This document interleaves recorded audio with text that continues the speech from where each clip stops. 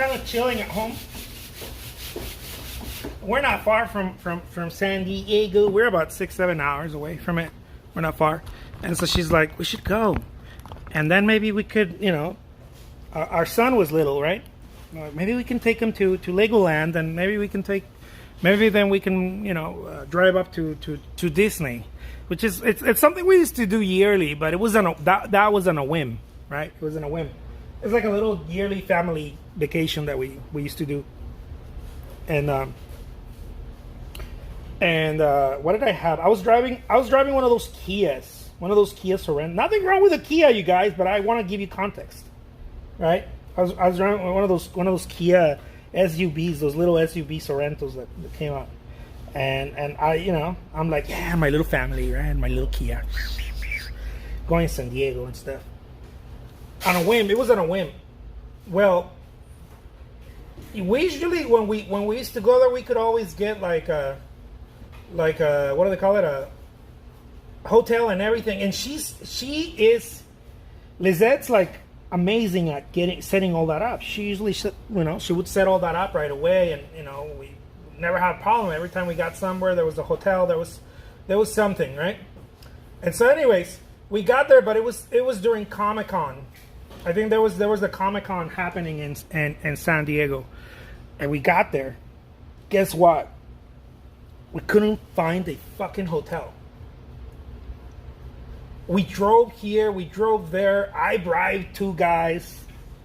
They felt bad. They gave me the money back. They're like, dude, I just can't. We don't have anything. It's like ridiculous. We don't have anything right now. And I'm like, dude, come on, dude. I need a place to crash, man. I need a hotel. And so, anyways, so and my wife starts looking for hotels online, and you know, trying to do one of those cowboy, what do they call them, old minute, you know, reservations or whatever, and we can't find a hotel. The story's juicier, but I'm gonna tell part of it. It gets way juicier.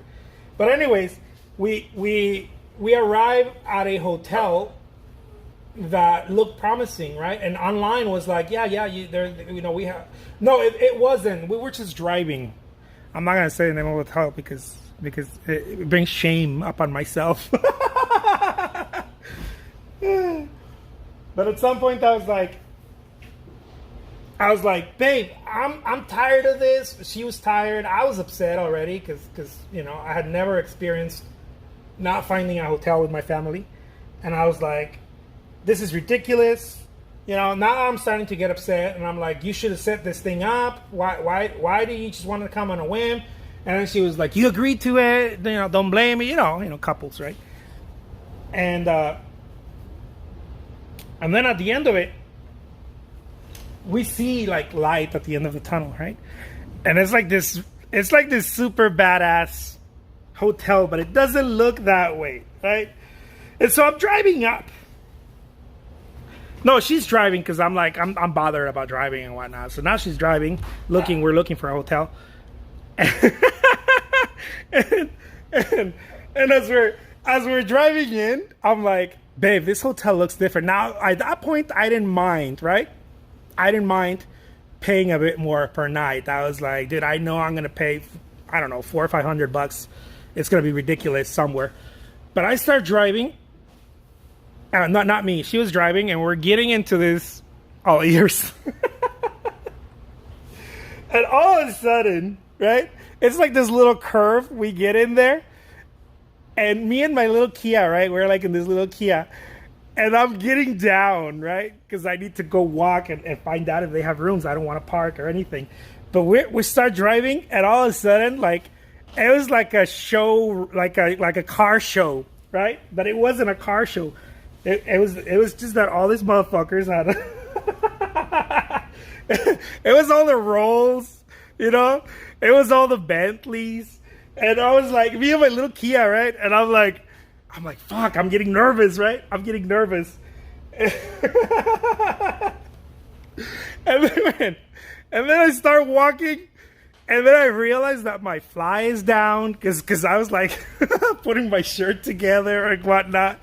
I look like shit, right? And I'm walking to the door, and then there's this two guys dressed up like they're in a movie, like in some like high-end New York hotel, and they have like white gloves on and shit. And they open the door, and then I start walking backwards. I start pedaling and to the point that I jump on the car and I tell her, go, go, go, go. And then she tells me what? And I'm like, this fucking place is at least $1,000 a night. So anyways, that's part of it. Oh man. It was like fun with Dick and Jane. It was hilarious. That's what I'm telling you guys. It sucks to be broke. Oh man, but she was confused. She's like, "What?" She's like, "What? What happened? What happened? Why are you running?" I'm like, "Fuck this place, man. I know. I can smell this place. This place is at least $1,000 a night. No less than that."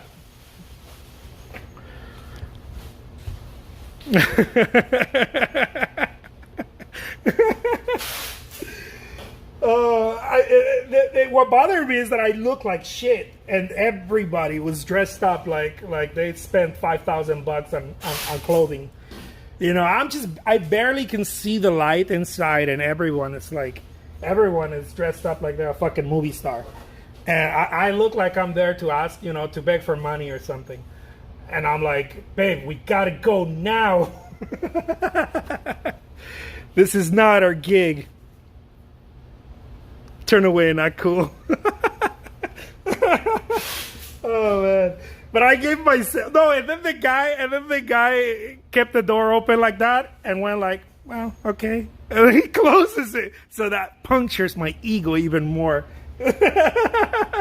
He knew. The doorman knew why I walked away. And then I started pacing faster. Oh man. Anyways, that's part of that's the sadness. It's the sadness of poverty, you guys. First world problems.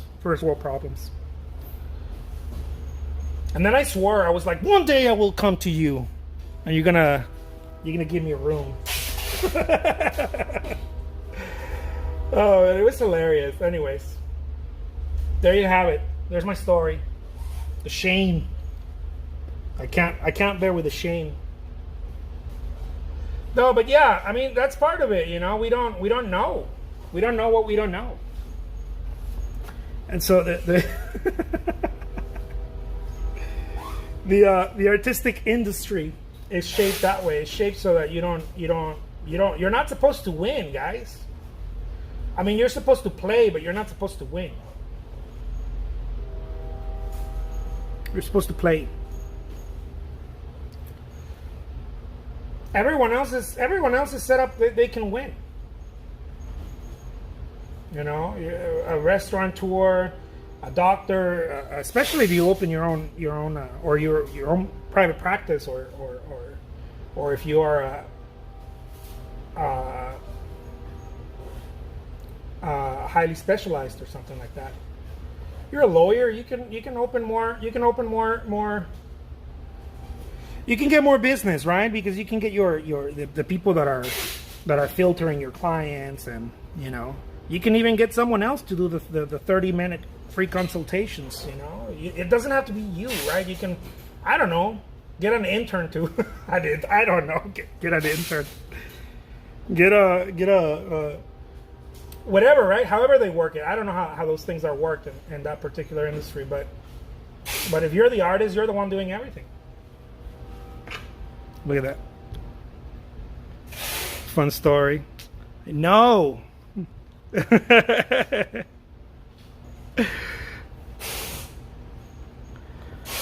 that damn Kia, man. Paralegals. Yeah. That damn Kia, man. That Kia was that Kia and I have some real beef. I was like, babe, I'm never getting a Kia again. Don't like you, Kia.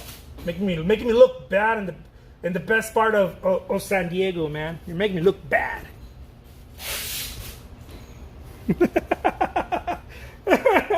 No, but I started feeling nervous as soon as I started seeing the Bentleys and the Rolls, you know. And it was those ridiculous Rolls, the ones with the fucking sky, man, the ones with the stars.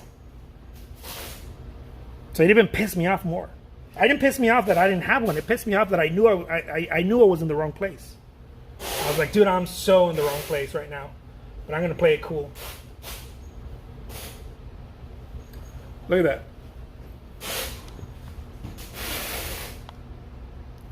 Chris says, I had a similar thing happen in Scottsdale, Arizona once, traveling. Dude, Scottsdale can totally be that way too. I mean, it's not like anybody, you know, no one told me anything. It was me. It was you know, I realized that I was going to have to dish in money that I didn't have for that, you know. And so I was like, no, let's go. This is no bueno right now, little baby. You know, our son was a little baby, and so that's why I joke around. I said, man, it sucks to be broke.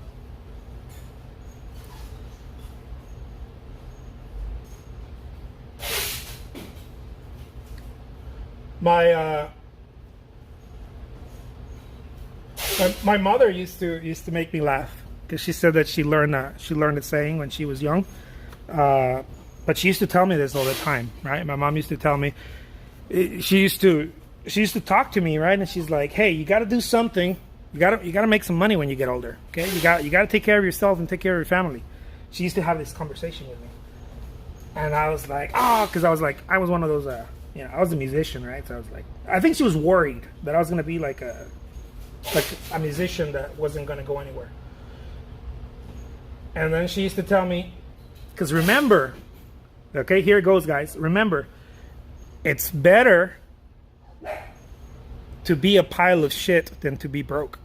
That's what she used to tell me. Believe it or not, guys, I got this from my mom. And I was like, no way, what an elitist, dude. What an elitist, because I was a musician. And then she would follow it by saying this, okay? Like, hear it out, guys. She used to say, because at least if you're a pile of shit, people will walk around you and won't step all over you.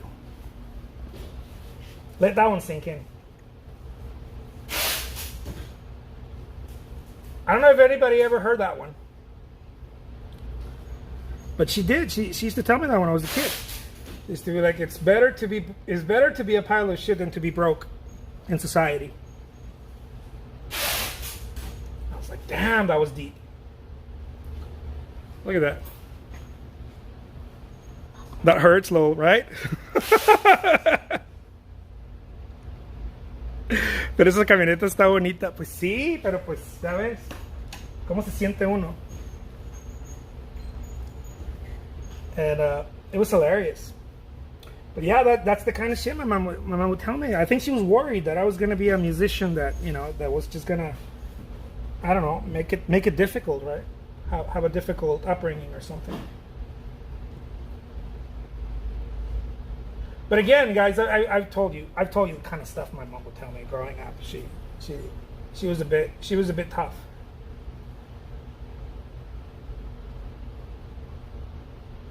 Look at that.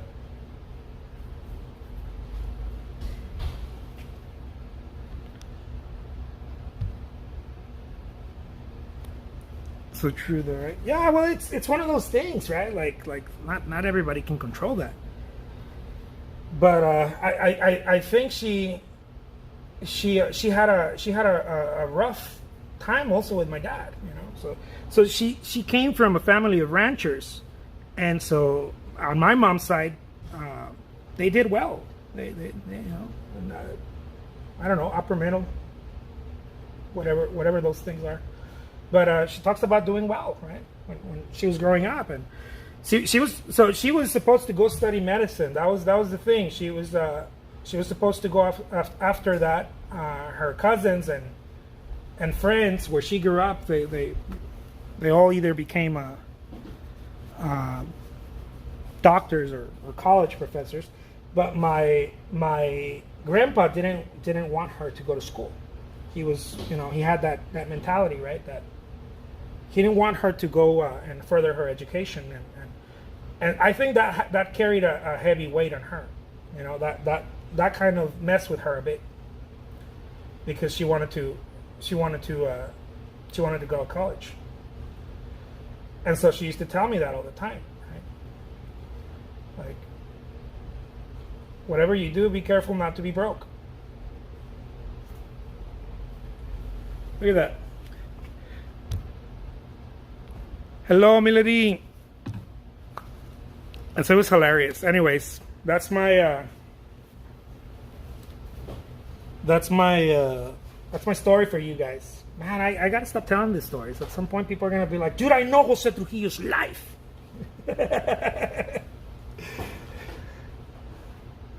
My wife laughs because she's like, "Dude, I swear, your life is like a movie." And she knows. She knows because I put her through some fun stuff. She's like, "You're super fun that way." I'm like, I am. Never a dull moment with me, baby. Look at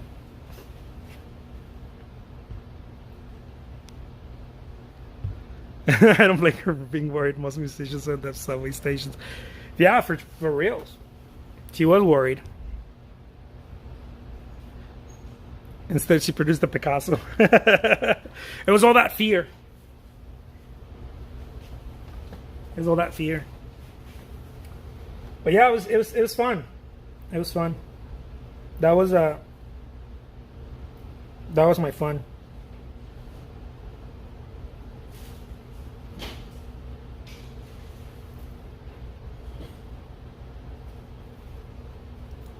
Look at that.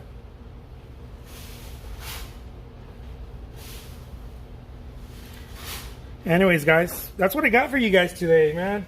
Sometimes I'm like, dude, I'm gonna share a story, and sometimes I'm like, I might not share that story, but I shared it anyways. I thought it was funny.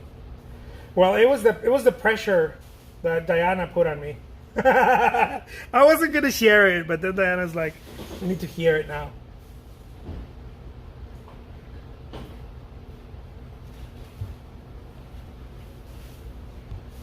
Dude, life is funny.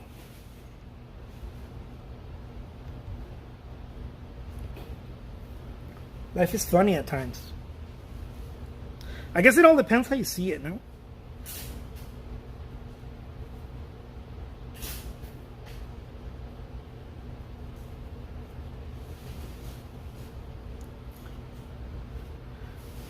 At that moment, I felt like, what's his name? Leonardo DiCaprio in Titanic, when he was asked, what was he asked? If he takes caviar or something? I don't know what he was asking. He's like, no, I don't like it much. I felt like that.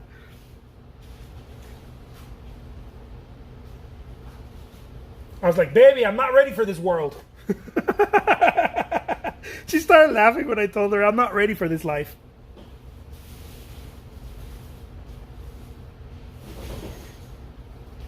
I ain't ready for the fancy life yet, baby. Give me some time.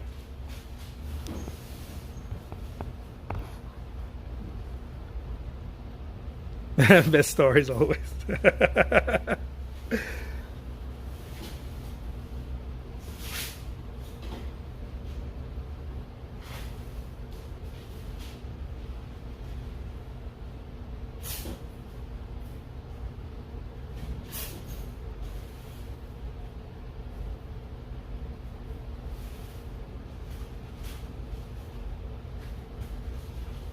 Some fun times, guys. That's what we're having here. Some fun times. It's all for fun. So don't take anything serious, guys. Okay? It's all for fun. And I don't want any DMs of people being like, "Oh, Sam, man, you know, why you have to use the F word so much?" I get those DMs from time to time. It's very rare, but I do get them.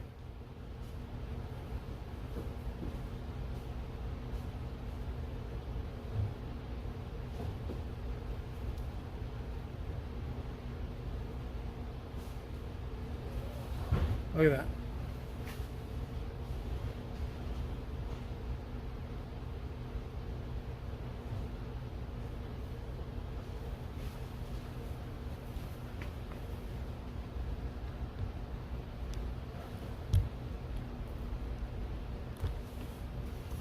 All right, let's do a base for that. Let's see what color we're gonna paint that base. Man, me and my solid colors. I find them super fun. I don't know if people like them or not. At some point I stopped looking at what people liked, because it's always hit or miss. You know, when I painted for myself, I couldn't sell anything. When I painted for others, I started selling. But then you can't do too much of either one of those things. I think I don't think it's either or. Some people say just paint for yourself. Well, sometimes that works and sometimes it doesn't. When you just paint for yourself, sometimes it doesn't work. And when you just paint for others, sometimes that doesn't work either. A lot of the times it doesn't work. I know plenty of artists who are just paying attention to what other people like and whatnot. Sometimes that doesn't work. Sometimes what people want is for you to have some more of your originality in there, more of your je ne sais quoi. But if you put a lot of your je ne sais quoi too, sometimes people don't pay attention to it either. They don't value it. I think it's a dance of not either ors. I think it's a mix, and knowing how to balance that, I think it's the key.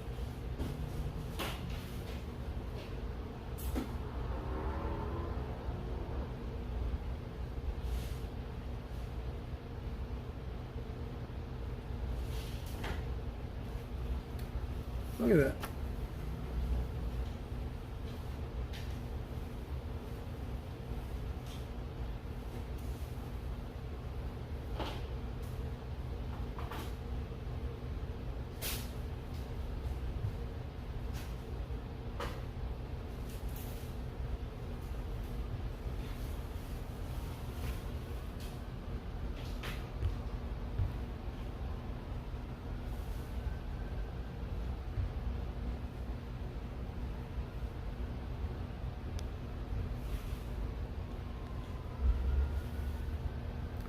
Oh, at Chick-fil-A in where? Connecticut? On the road to New York. Nice.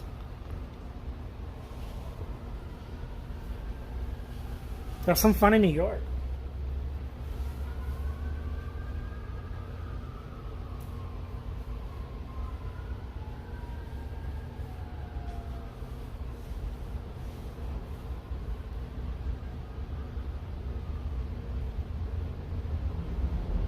Look at that.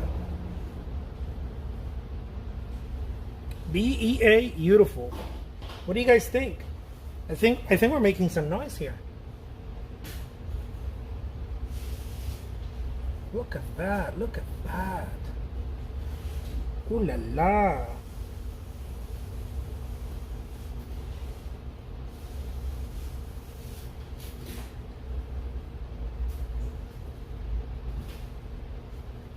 Look at that.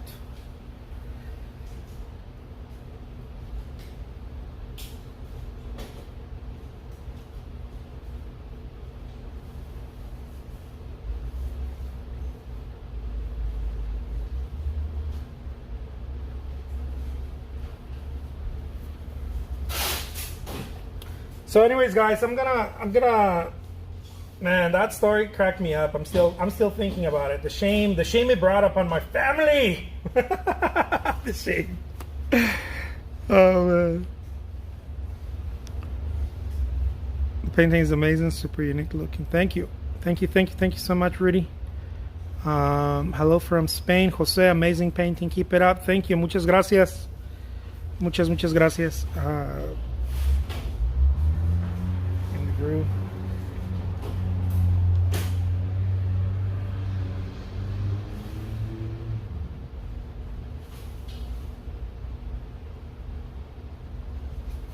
There we go. I think that's the little shade we're putting there.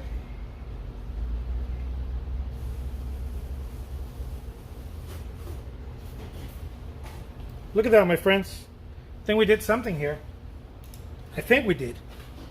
Let me show you what it looks like from the front. All right, my friends, I'm gonna charge my phone. I'm gonna get back to you guys just because I feel like it. We're gonna do some more lives and whatnot. My name is Jose Trujillo. I'm an artist. I'm super badass. Look at that. Oh my God, Jose Trujillo. You're amazing and super handsome. Yeah. I got the whole thing going on. The whole package. Yeah, I'll be back. We'll do some stuff. And stay tuned, my friends. Okay, stay well and sophisticated. Peace out.